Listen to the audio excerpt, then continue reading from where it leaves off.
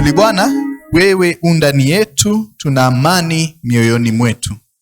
Ongea nasi tumeketi miguuni pako twakuomba, na tuomba haya yote kwa Yesu Kristo aliye Bwana na mkombozi wetu. Amen, amen.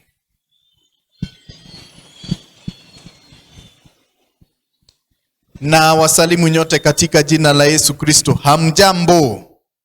Bwana asifiwe. Mko salama? Na tunaendelea vizuri, si ndio? Nashukuru kuwaona nyote, karibuni sana. We are happy to see you. Naona wengi wetu tumerudi, ni wachache sana, sana. Unfortunately tuna mask. I am having a hard time recognizing. Actually sikuwa nimejua that young man.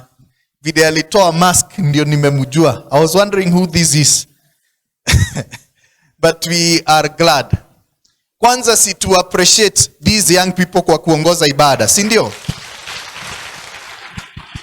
Thank you very much. And even the young man who talks with bass with a Twitter. Si hata nyinyi mmeenjoy akisoma. Thank you very much, Joe Mushiri. Asante sana. Mambo mawili nimekumbusha nilipokuwa na keti. Kwanza, wives in the house. On Saturday 23rd. Ndio hiyo. Msipikia wazee breakfast. Hapana, 23rd Saturday. Glories on. Saturday ni 24th. Hii Saturday inakuja ni 24th. Glories usipikie Boni breakfast. Sisi kama church tumewapikia breakfast. Na sio breakfast ya kawaida. Kwa lugha ya mama tunasema arume matire ya gamareke. Jama dire ya gamareke. Sasa tutasema aje kwa Kiswahili? Njama haikuli malenge.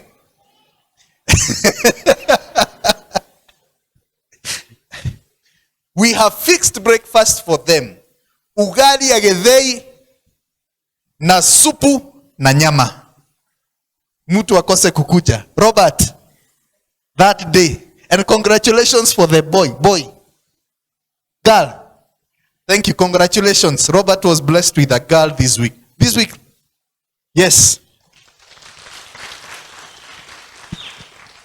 Hata corona imekuja na mambo mzuri.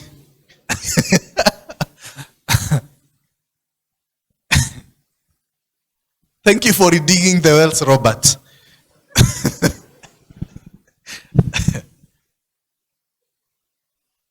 So on Saturday at 7 a.m.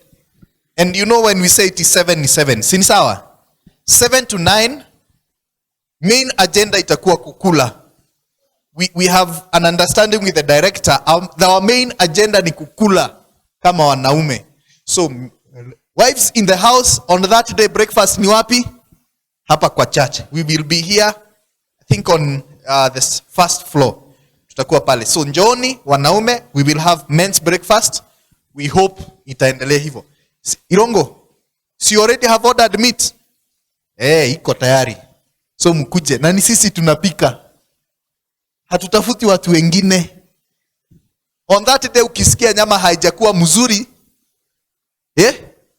utafute moto upike vizuri. It will be us cooking. Are we together? So men in the house, whether you have unafanyiwa kazi Sunday ama haufanyiwi, njoo we have breakfast together. Are we together? If you want to come with your sons, it's okay. Come with your sons if you can. Tule pamoja. Number 2, we are in the season of elections na tunaendelea. I am told on Sunday mlichagua vice chair.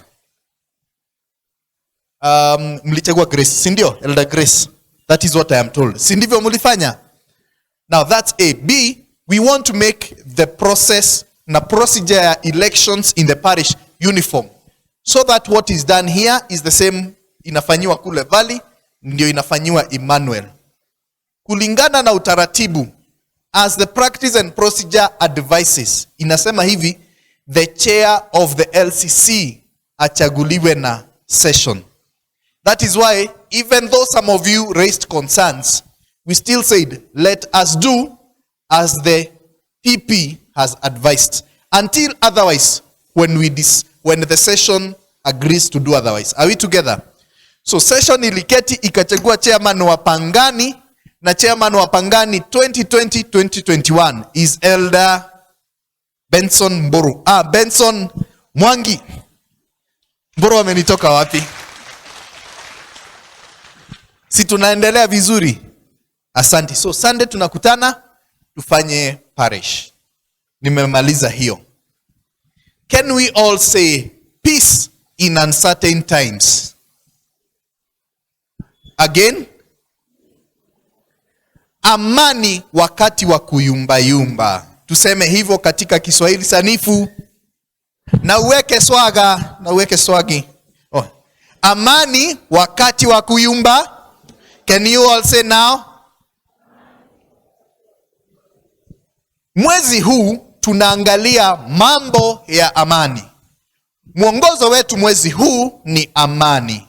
Blessed are the peacemakers. Kubarikiwa ni wanaofanya amani, kwa sababu wataitwa wana wa Mungu. Na the other Sunday nilikuwa hapa, introduce amani. Blessed are the peacemakers. And we looked at it. What can you remember from last Sunday? Sunday ilikuwa health board. The other Sunday, anyone can remember anything? Yes, mwalimu. Amani. Peace is a condition. Amani ni hali. Tuendelee. I saw another hand. Yes, Bonnie. Peace is made. Unatengeneza amani. Mtu amekukanyanga, amekutukana, amekupush, but you make a deliberate decision to make peace. We go on. Yes, Georgie. Your focus determines your peace. If you focus ukilenga sana ubaya wangu, hutawahi kuwa na amani. Are we together? Me as your minister, if you keep focusing at my madness, the way I keep harassing you, you will never have peace. By the way, nikisimama hata hutawahi sikia neno. But if you focus on my good sides, you will enjoy service. Are we together? Anyone else? Yes. Peace is made. Unatengeneza amani deliberately. Pande hii simuokoe jahazi. Hawakuwa. Oh, there were 3. Munaokolewa na Boni, but still I would have wanted. Today we look at peace in uncertain times. Somo la kwanza ambalo tumelisoma, wana wa Israeli wameachiliwa na Farao. And they are on the way. Na neno linasema deliberately, wakiwa njiani, wakifuata njia wanayojua ni iko karibu kuwa, it's the shortest route to Canaan. Neno linasema, God spoke to Moses, akamwambia Musa, turn back and go as I will show you. Rudini mwende njia nitakayo waonyesha. Neno linasema njia walioonyeshwa inawapeleka straight to the Red Sea. Na pale kwa ziwa Red Sea hamna njia ya kwenda the other side unless you use a boat ama maji yaondoke. Wakati walipofika kwenye maji wakaona Farao wakija, and they started complaining. Wakiambia Musa, heri ungetuacha tufe kule Egypt kuliko kuja hapa tufe maji. That's the first reading. Somo la pili tunalijua sana. Ni somo la pale ambapo kulikuwa na gariba. Ni gariba ama ni storm? Mwalimu? Dhoruba. There was a storm. Na Yesu amelala kwenye merikebu. Wanafunzi wanakuja wanamwambia, Yesu, kwa nini unatuachilia tufe? And we are told, Kristo alisimama akatuliza dhoruba. Bwana asifiwe. Mwongozo ulitoka John 14:27 ambao unasema, peace I leave you with, peace I give you, the peace the world cannot give. Bwana asifiwe. Nataka tuyasome mambo, muyakumbuke mambo mawili. 3 things you have to remember today. Number 1, life is about moving from one challenge to the next. Life is about moving from one challenge to the next. Maisha haya ni kutoka changamoto moja hadi nyingine. That's number 1. Number 2, we are peaceful because we remember where we are going. Tuna amani tukikumbuka, tunapata amani tukikumbuka tunakoenda. We have peace when we remember where we are going. Number 3, we have peace because of what is inside us. We have peace because of what is inside us. Tuna amani kwa sababu ya kile kilicho ndani yetu. Are we together? Number 1 was, life is about moving from one challenge to the next. Ebu angalia maisha yako. Just look at your life. This year alone, usiende mbali. Life is about one challenge, unairesolve, inakuja ingine. Unaomba Mungu akupe gari kwa sababu you want to be moving fast. Ukipata gari, the next challenge ni repairs, insurance, mafuta. Unaomba Mungu akupe nyumba, unajenga nyumba. The next thing you have to worry is, wezi wakikuja watanipata. Unaweka grill, ukiweka grill, you are worried about fence, unaweka fence. Ukiweka fence, you start worrying about the people working for you. Your house manager, your gate man, you start worrying. Life is one challenge to the next. Wakati shule zilifungwa, watoto wakarudishwa nyumbani, wakaambiwa waje nyumbani. We were wondering, sasa hawa watoto wataishije? Na venye wanakulanga wakiwa wamefunga shule. Tukazoea. Sasa shule zimeambiwa zirudi, tunasema aje? Hatuna school fees. Kai tutakuwa tukiwa miss. Na ni sisi tulikuwa tunapiga kelele wapi? Tukianza.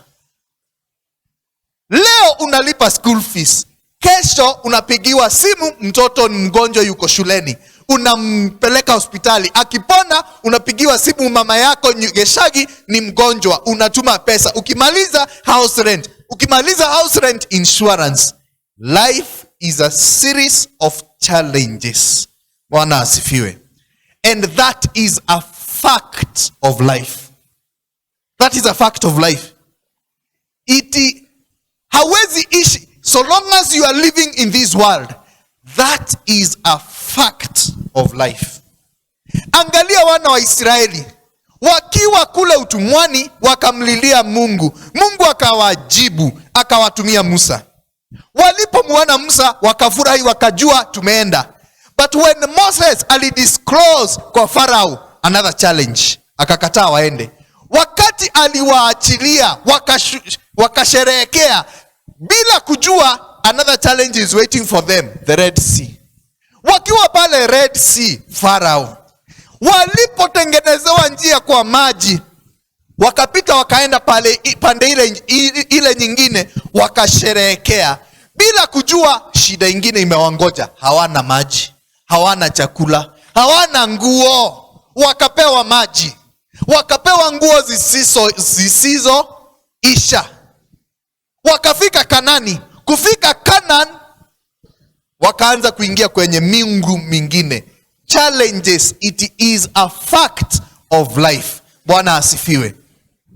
One of the things sisi kama Wakristo tumefunzwa ni kwamba too many challenges are from the devil. If you see too many challenges in your life, you start blaming Satan and the devil and his agents. Unaomba ukiwakemea. But let me tell you, brothers and sisters, it is a fact of life. One challenge to the next. Bwana asifiwe. Mtu mmoja anayeitwa Nelson Mandela said something very beautiful. Kwa kitabu chake ameandika kinaitwa Walk to Freedom. The Long Walk to Freedom. Amesema hivi, wacha niwasomee. But I have discovered a secret.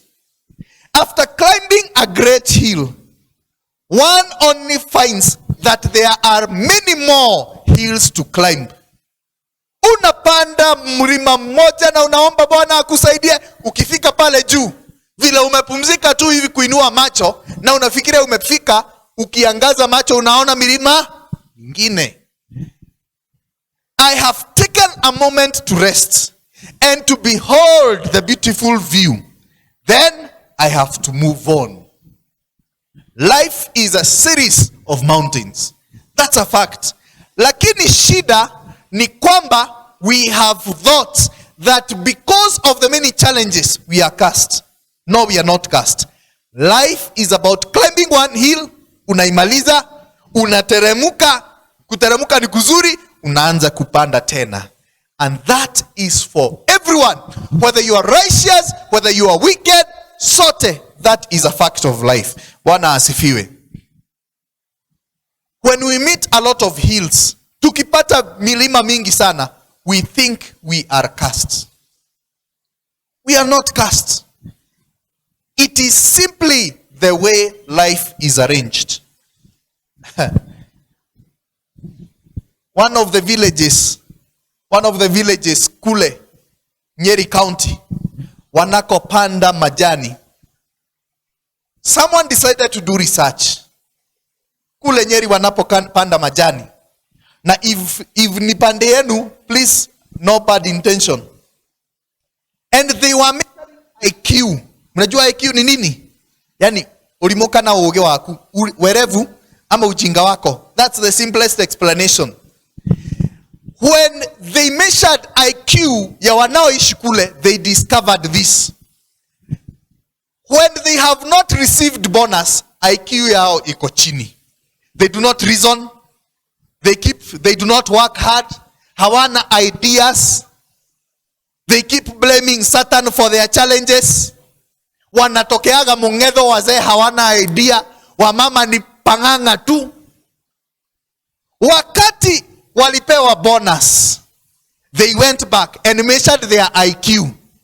And they found that these men and women, IQ ilishoot mara moja. It was very high. Suddenly, they are very bright. Suddenly, they have ideas about business. Suddenly, it is God, not Satan. Christians who are here, many of you, Mungu amewafungulia milango, but you do not want to think because of the challenges in your life. You think Satan. You keep blaming Satan.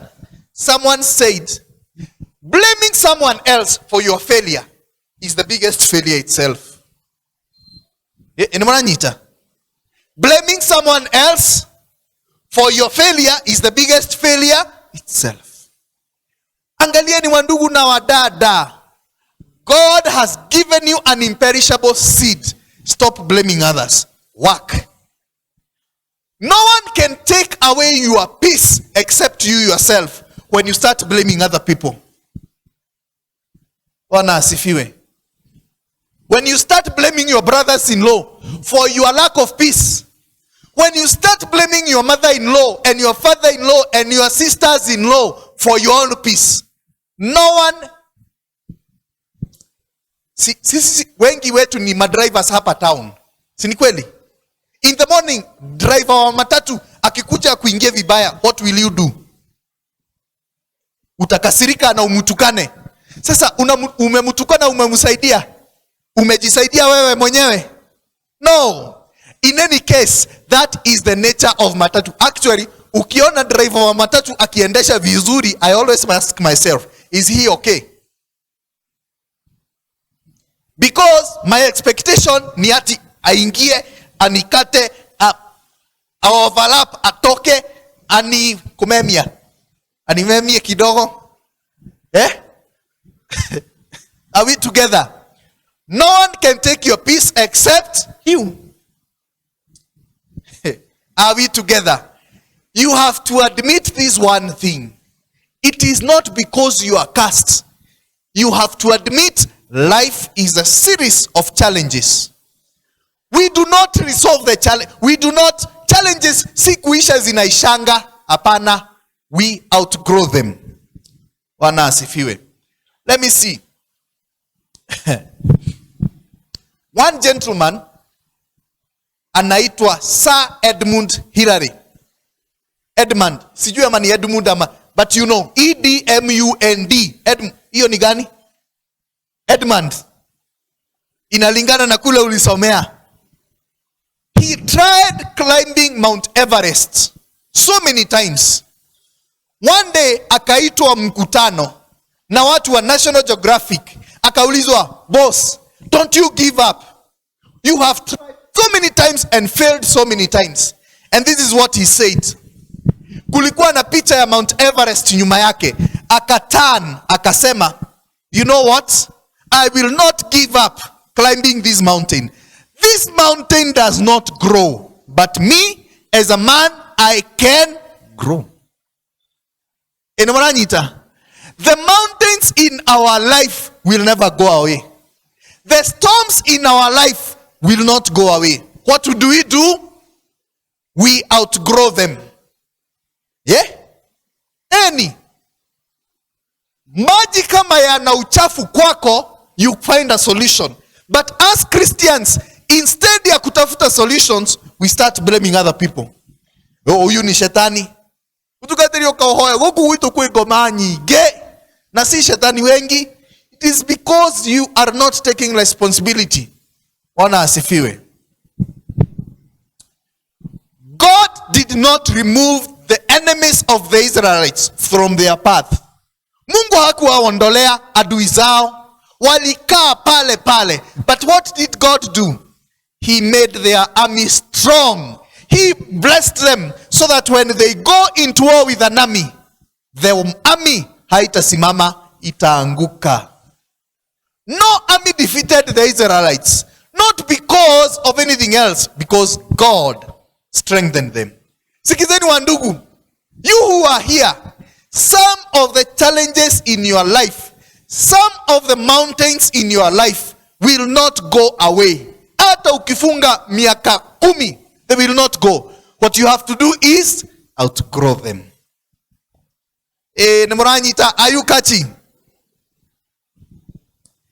Peace comes from outgrowing your problems. Peace comes from outgrowing your mountains. Wengi wetu hapa, biashara zetu zimefifia. And many of you here do not have peace because of your businesses. But let me remind you this. Wewe ndiwe ulijenga ile biashara ikafika mahali imefika. You can do it again. You can outgrow the current challenge because you still are a child of God. Therefore, stop dying before your death. You can rise again. Challenges, bad business environment, you do not have control over, but you have control over the challenges you're facing. You are a child of God. Wana asifiwe. That's number 1. Number 2. Mumeshika number 1. Number 2 ilikuwa gani? We are at peace when we remember where we are. Look at Exodus 14 verse 2. Inasema hivi, I'll read. Exodus 14 verse 2. Inasema hivi. This is God. He tells Moses, tell the Israelites to turn back. Underline that word, turn back. And encamp near Pi-Hahiroth, between Migdol and the sea. They are to encamp by the sea, directly opposite Baal-Zephon. Pharaoh will think the Israelites are wandering around the land in confusion, hemmed in the desert. Sikizeni. Wana wa Israeli wakitoka Misri, they were told, you are going to Canaan. And they knew the road. So wanaenda, wanatembea. And then suddenly, Moses anakuja anawaambia, boss, hatuendi hivyo, tuendeni hivi. And they know this road does not take us to Canaan. Look at why they are turning back. Because God wants to glorify himself above Pharaoh. Now, if you are there, na wewe ni Israeli, mimi Moses na waongoza, what would you have said?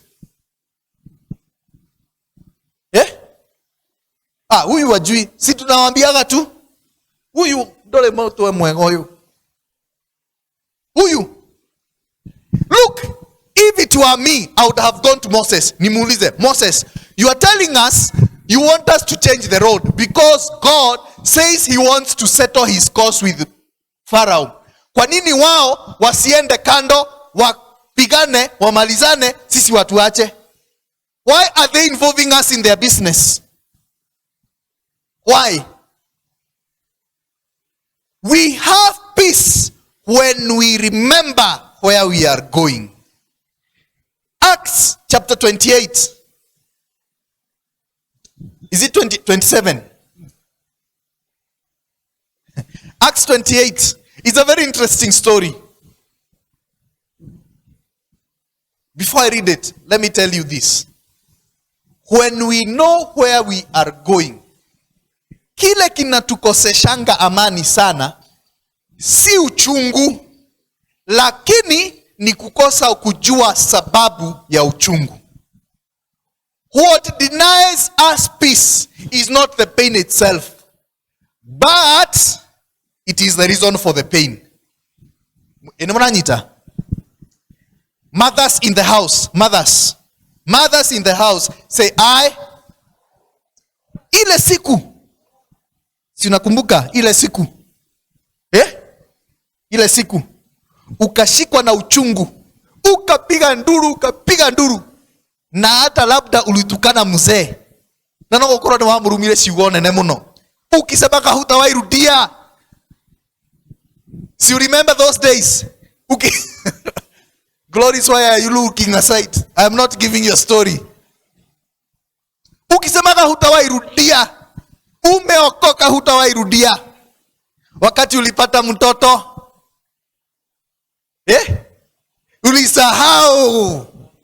ulisahau na hata ukarudia. Ule uchungu, did you cause that pain? No. Supposing you are sick, mguu uko na shida, daktari akwambie unless we cut this leg, you will be dead. Utakubali kusikia uchungu wa kukatwa mguu?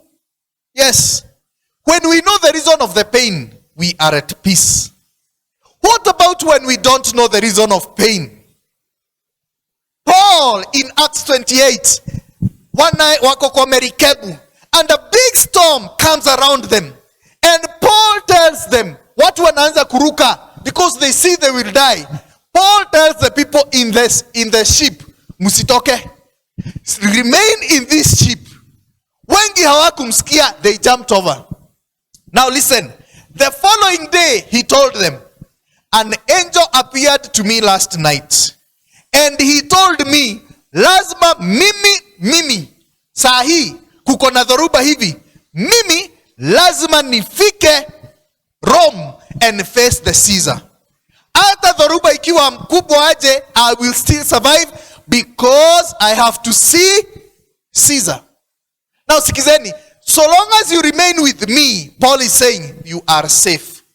Look, the storm is there, but because Paul knows where he is headed, he is at peace. Si nyinyi mnajinyimanga pesa, mkiwa na pesa, okay, ima ndio accumulate ununue nyumba. Si ni kweli? You sacrifice to have a better life. When you are sacrificing and you are in pain, that's okay. When we don't know the reason for our pain, that is when we lack peace. Rĩrĩa tutaramenya gĩtũmi kĩa ruo, wakati hatujui sababu ya uchungu, that is when peace runs away. But what do we say, brothers and sisters? I can only encourage you in that time. When your peace is taken away and you can't explain why, I can only encourage you with the great men and women in the scriptures. David, one time, amesongwa na maadui, amefinyiliwa. In Psalms 118, alisema hivi, the Lord's right hand has done mighty things. The Lord's right hand is lifted high. The Lord's right hand has done mighty things. I will not die, but proclaim what the Lord has done. Yani, kuna dhoruba na dhoruba ni kubwa inamsonga, ako karibu kukufa. But what is he saying? Hata kama mmepanga nikufe, what will I not do? I will not die. Even now, those of you who are here, na mumesongwa, and you cannot make sense of your present suffering, of your present pain, one thing you have to do is proclaim in foolishness, I will not die. Mumenipanga kunimaliza, but I will not die. That was the confession of David. Foolishness doesn't make sense. Maadui wamekuja mapanga, but David said, I will not die. I will live to proclaim the goodness of God. Wenye watafanya wataenda ni nani? Nyinyi, si mimi. You see, you will not die regardless of your present painful circumstances. You will not die until you have accomplished God's purposes for your life. The fact that you are alive ni ishara tosha kwamba hujatimiza kazi ambayo Bwana alikuitia. Therefore, whether the enemies come, they do not have your final word. Who has your final word? Bwana asifiwe. The fact that you are still alive, regardless of your present circumstances, wamekusukuma, wamekusonga, wamekudhararisha, wameimba sifa zako mbaya, it is them. I only live as far as God has said my purpose will live. If God has said kazi yangu itamalizia kia pangani, even one day mkijaribu kuniweka kwa life support itanikataa. Bwana asifiwe. If you doubt it, ask teacher Lydia. She's here. How many times have we said goodbye to her? And she has refused. Yeah? Because the fact that you're still alive is evidence. Kazi yako haijafanya nini? Haijaisha. Kazi yangu ikisha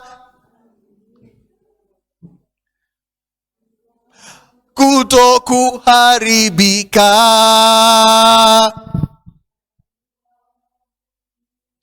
fikapo mbinguni nitamjua, nitamjua,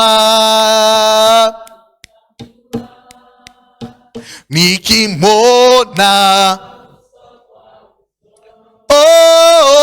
nitamjua na kwa alama. When you remember where you are going, you do not die hurt. You are at peace. Yeah?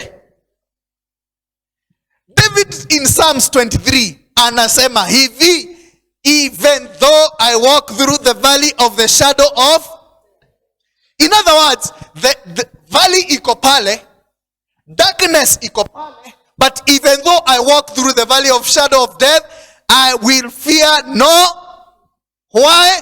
Because your rod and your staff will guide me. Sikiza, I may not know what lies ahead of me, but I know God's rod and staff are with me. I may not feel them now, but I will be at peace because he holds me. Huniongoza, unishika.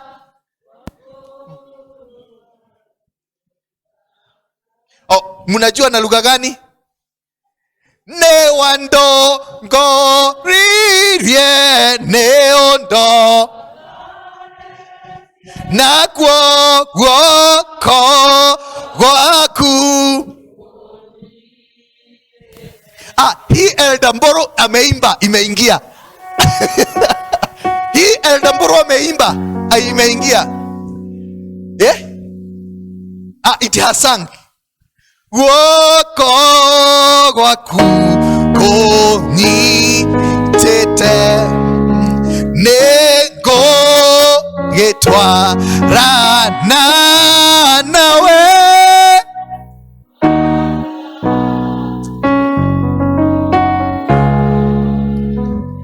guoko gwaku kũnyitĩte, amwe nĩmekũra.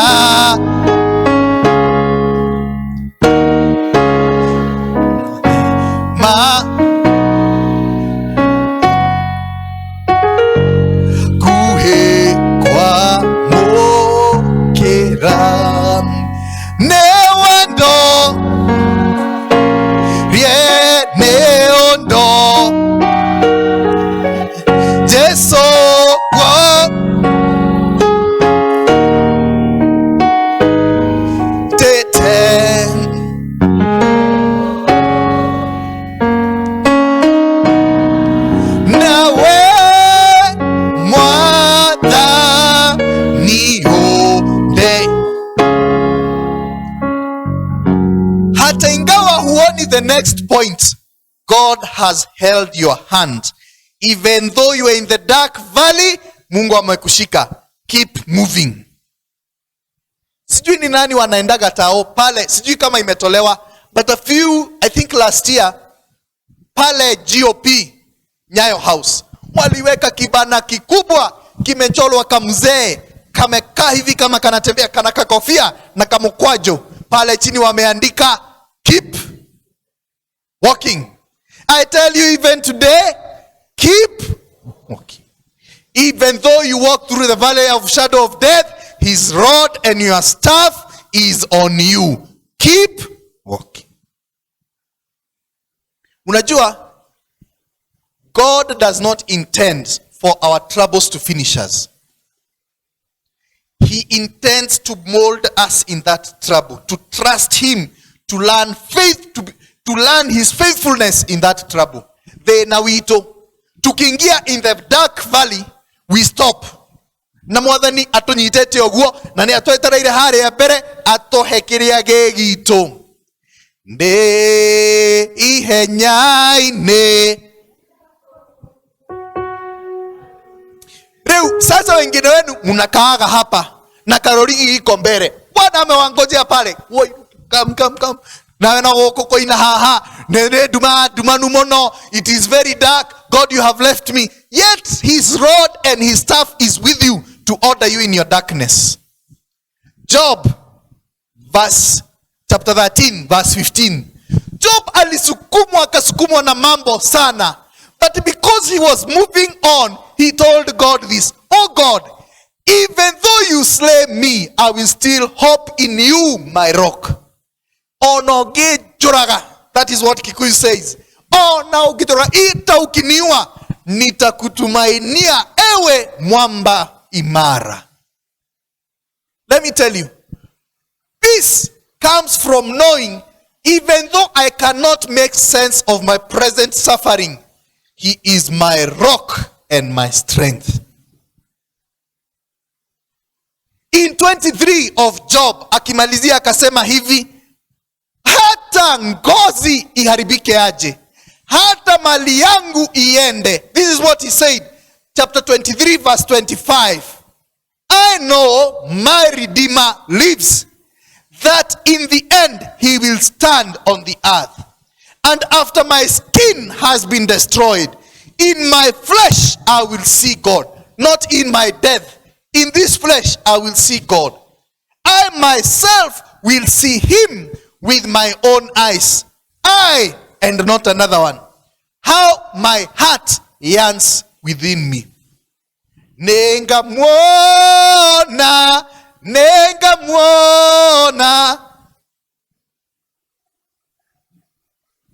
Goro.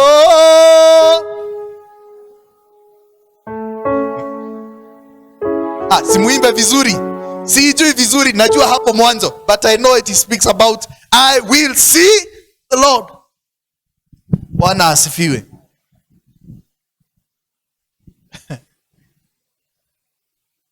When you remember where you are going, when you make sense of your present suffering, you are at peace.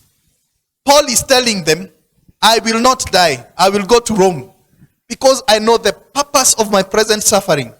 But when you don't make sense out of your suffering, your peace goes away. When your peace goes away, remember his rod and his staff is with you. You are not alone. Bwana asifiwe. You see, kama hauko kwenye shida, it is very easy to preach to people, God is with you. But when you are actually experiencing that trouble, it is when you are actually experiencing that trouble, only the wearer knows where the shoe pinches. I do not know your trouble. I cannot feel your trouble. I cannot suffer for you. I have my own to suffer for myself. But the one thing is this: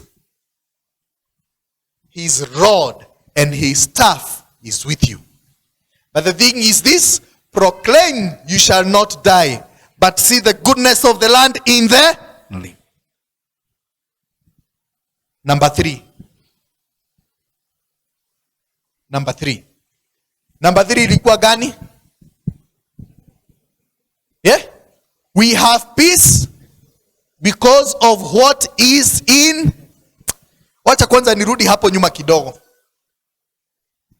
Husbands in the house. Husbands in the house, say I.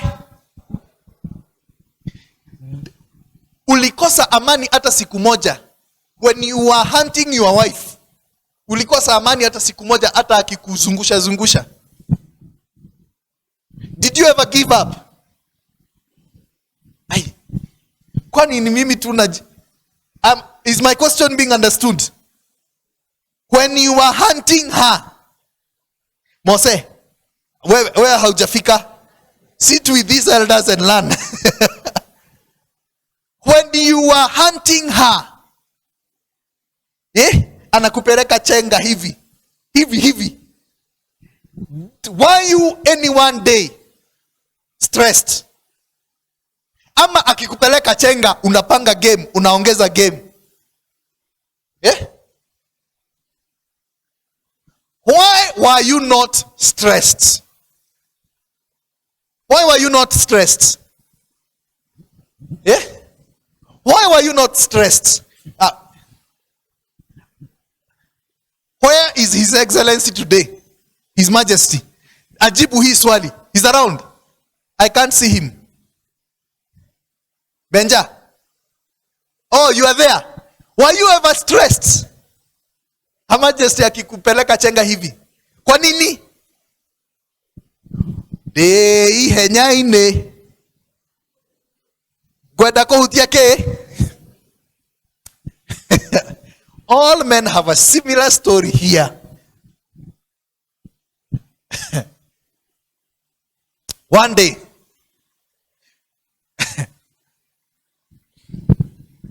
before I got into ministry, kabisa, I was teaching in a Bible school.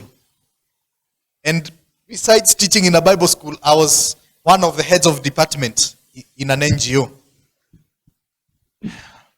It's when I was hunting. So one day, tukatumwa kazi Ikolomani. Kazi ilikuwa ifanywe 1 week. Inamoranyita 1 week.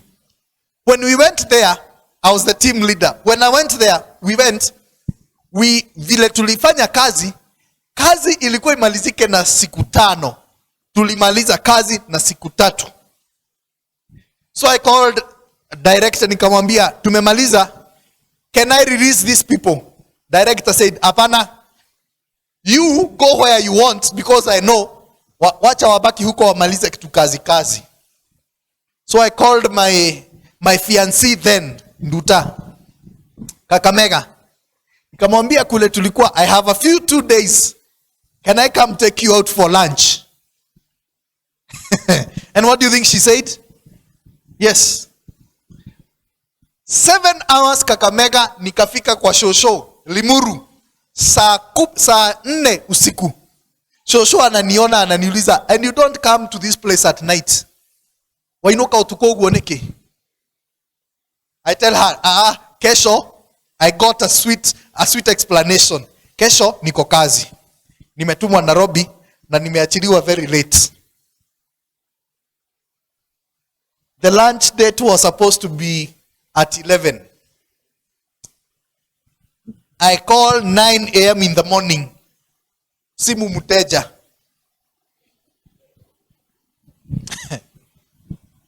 And we are supposed to meet in Thika. Simu mteja. I call 11:30. Simu mteja. Nikapiga simu. Mtu hapatikani.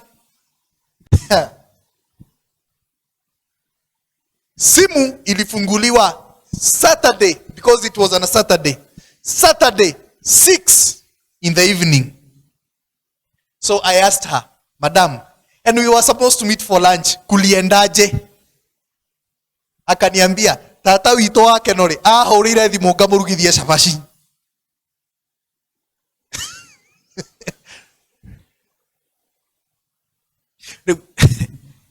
Nitoke Kakamega nikuje mpaka huku 7 hours. Na ndũngĩnjĩra ũhoro wa tata wake no na cabaci. We nowe ũngĩhotire kũruga cabaci gũtirĩ mũndũ ũngĩ. I was so mad. But what do you think happened? Nilikasirika, nikajifanya pastoral, nikarudi sawa. Ngemuhurira thimu. Next week no ngĩũke.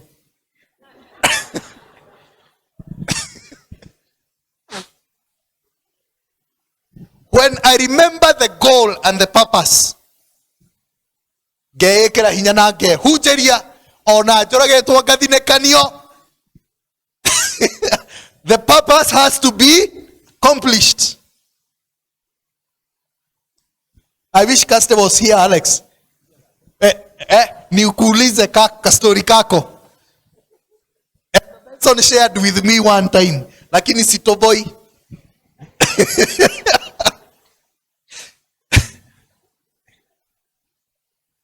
When we remember where we are going, hata kuwe na shida aje, we are at peace.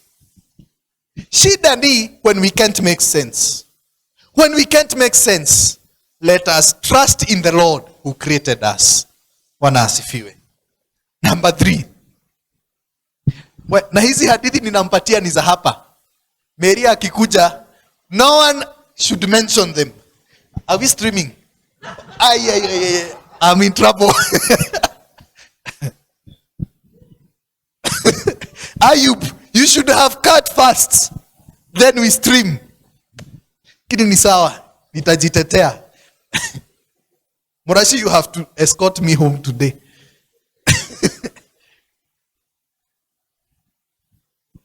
We have peace because we know what is inside us. See, Mark chapter 4. Wanafunzi na Kristo, wanaambiwa na Kristo, let us go to the other side. Because ukisoma pale, ni kama Kristo alikuwa amefanya kazi nyingi anachoka, na watu hawamuachili. So Christ tells the people, the disciples, get into the boat, let us go to the other side. Na wakati aliingia kwa marikabu, because I think he was very tired, akalala. Then dhoruba ikaja, ikaanza kupiga marikabu. As the boat was being rocked by a storm, the disciples tried, and remember, 3 of the disciples were experts fishermen. Kwa hivyo walikuwa wanajua the sea properly. They knew the sea well, very well.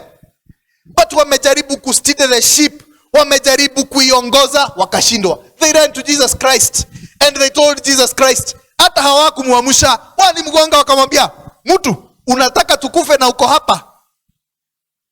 Jesus Christ stood and calmed the sea.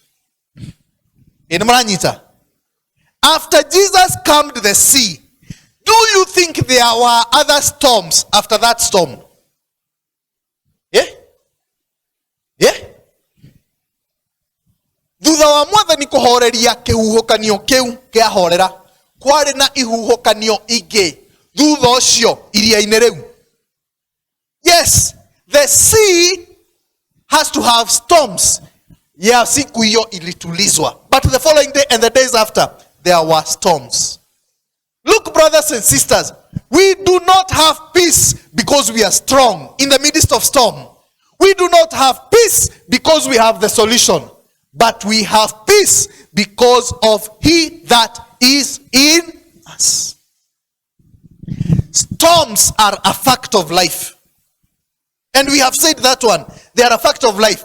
Lakini tunapata ujasiri, tunapata imani kwa sababu yule aliye ndani yetu ana nguvu kuliko ulimwengu. John, 1 John, it is written. 1 John, what it says? Iko wapi? He that is, 1 John chapter 4, it says this. You dear children are from God and have overcome them. John was speaking about a storm in the church. And he says, you dear children are from God. Nyinyi mulio hapa, hamukutoka kwingine. Nyinyi ni wakutoka kwa nani? You have overcome them. Even before you began, you have overcome them. Because the one who is in you is greater than he that is in the world. Tayari mshatengenezewa uhotani, ushindi. You begin as overcomers, as victorious. Then awito. As soon as we find a storm, we forget. Yet not remembering he that is in us is greater than he that is in the world. Look, what is important is not the storm out there in the sea. What is important is who is in the boat. Wandugu na wadada mlio hapa, in these times, who is in your boat? Who is in your boat? If your friends, you have trusted your friends and chariots and your money, you will not have true peace. But if Jesus Christ is with you, you have true peace. Wana asifiwe.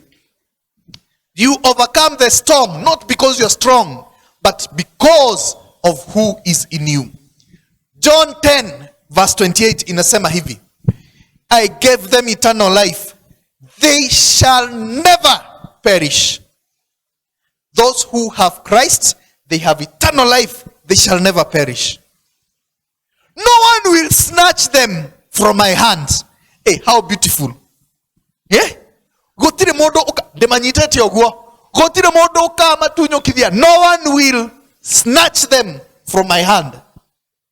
Kitu gani kitanitenga na Yesu Mwokozi wangu?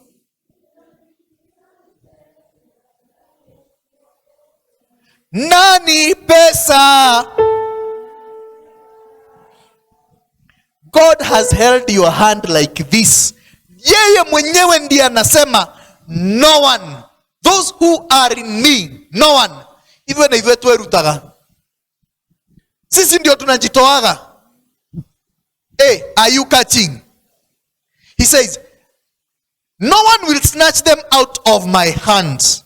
My Father, who has given them to me, is greater than all.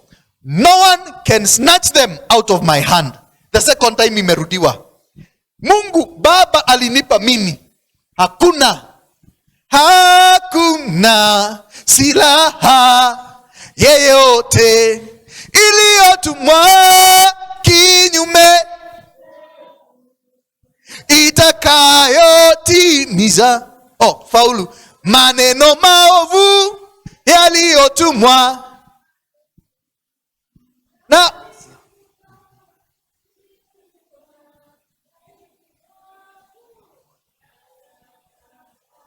hapo umeongeza ndivyo inaongezwa. Hapo ndio inaongezwa. God has us in his hand. No one can snatch us. Be at peace. Are you having trouble in your life? Be comforted. Christ has you in his hand. Have you lost and the pain is too much? Do not be overwhelmed by pain. God has you in his hands. He's got the whole world. Whole world. He's got the whole world.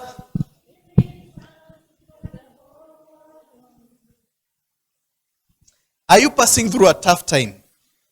God has you in his hands. He is in you and you are in his hands. Do not lose your peace yet. Christ is in you. Holding your hand, he will never let you go. John 10:33 says, I have told you these things so that you may have peace.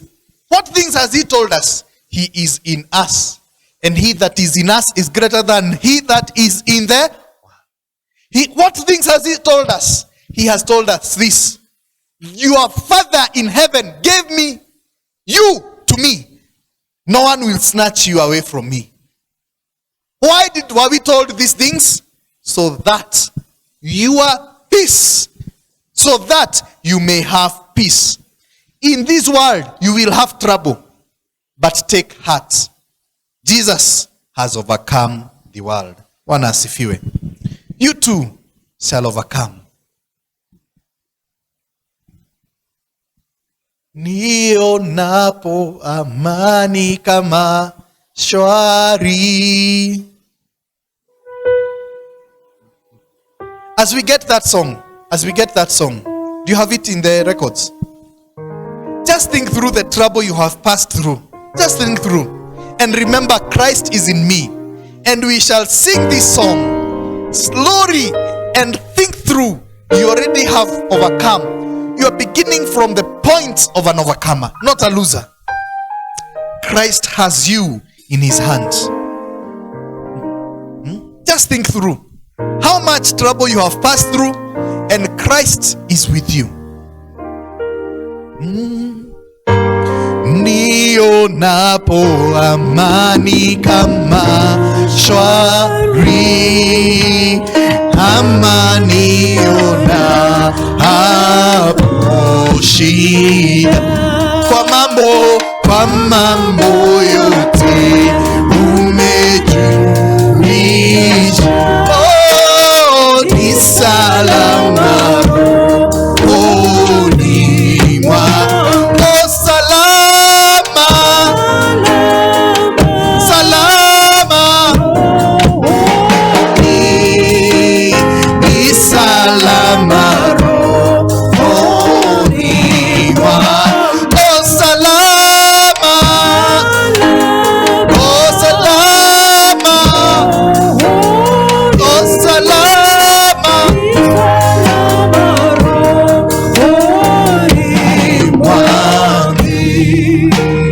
Ingawa shetani nitesa,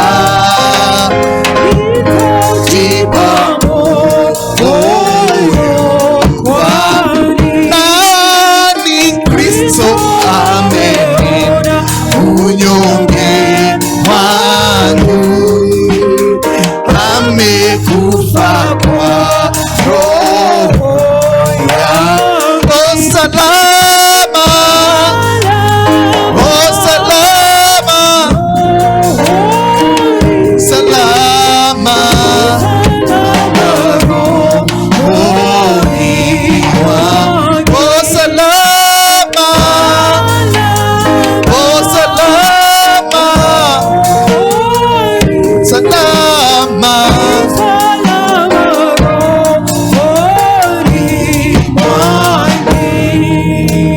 Dhambi zangu zote wala si nusu, zimewekwa msalabani,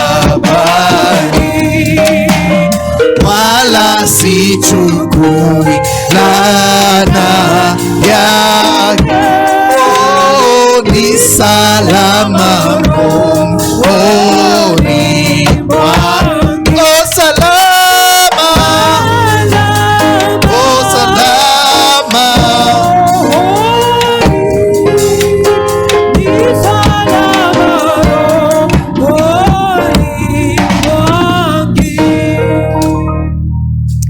Sana sana tukisongea mezani takatifu, remember Christ is in us. Come and approach this table with joy and gladness. Even though you are pressed hard, even though you are persecuted, approach this table today and pray to God. Oh God, I approach this table weak and heavy laden, confused. So many storms surrounding me. Lakini ni salama moyoni mwangu. Just open your mouth and pray to God. Oh Bwana, naomba kuwe salama moyoni mwangu. Hata ingawa kuna shida nyingi, Bwana nakuomba kuwe salama moyoni mwangu. Nikienda nyumbani leo kuwe salama. Hata ingawa nimesongwa, Bwana nipe amani.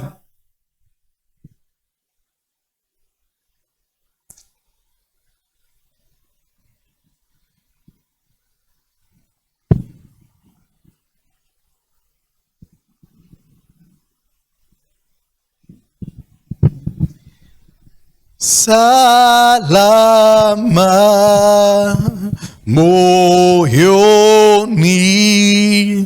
ni salama moyoni mwa. Oh salama, oh salama, oh salama,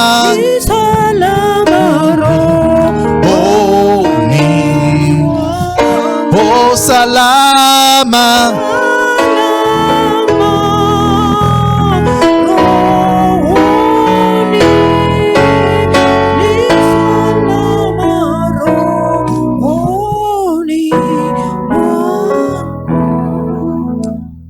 Christ said, come to me, all ye who are heavy laden.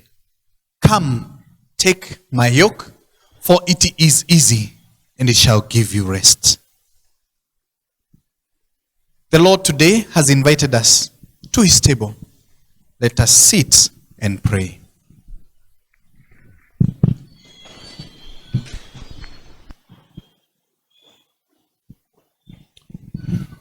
Tunakushukuru Bwana kwa sababu wewe ni mwema na ni mwaminifu. Tunakushukuru kwa sababu amani yako imetutosha. Hata wakati huu mgumu wa mambo mengi, amani yako imetutosha. Amani yako imejaa mioyoni mwetu, hata ingawa tumesongwa. Bwana, tumeketi miguuni pako, tukikiri dhambi zetu, na tukikuomba kwamba tukisongea meza hii takatifu, wema wako uwe juu yetu. Bwana, kama ulivyojitoa kwetu msalabani, na ukatupa viashiria vya kutukumbusha kazi uliyofanya msalabani, tukisongea kuwa nasi. Tulishe mioyoni mwetu, tunyweshe na hatutapata kiu tena. Tupe mkate wa uzima na hatutapata njaa tena. Bwana, mioyo yetu imekungoja. Pasipo na amani Bwana, tuna amani. Tunatumaini kwamba utatupa amani. Tunapo Bwana omba dhoruba zitulie, tunajua kwamba tukishiriki meza yako takatifu, dhoruba zitatulia. Kwa nasi Bwana twakuomba, na tuomba haya yote kwa Yesu Kristo aliye Bwana na mkombozi wetu.